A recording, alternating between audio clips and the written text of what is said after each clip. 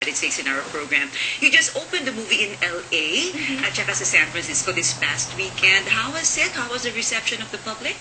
Ako po, sobrang nanibago po ako sa totoo lang. Because ito po yung first movie ko under Star Cinema. And yung ma-invite ako sa TFC, first time rin. So, nagulat ako dun sa reception ng tao kung paano kami winalcome. Sobrang nagpapasalamat po kami nila Sammy Piolo.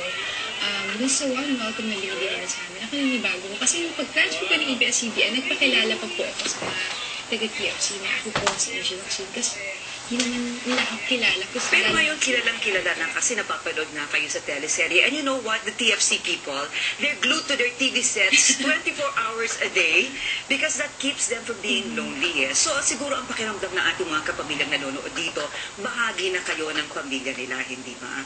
Now, this is really very intriguing to me is why the decision to have the premiere here in the United States and not in the Philippines? Ano yung storya doon? Actually, papalabasin naman po sa Pilipinas next year sa January 15 po. Pero mas inuna lang po dito. Why? Una, dami commitment. Saka pangalawa, dahil spoiled na ang mga kapamilya natin dito sa... Dapat na.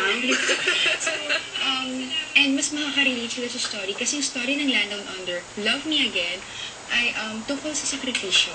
Yung kung anong kaya mong i-sacrifice alang-alang sa ikabubuti ng buhay ng family.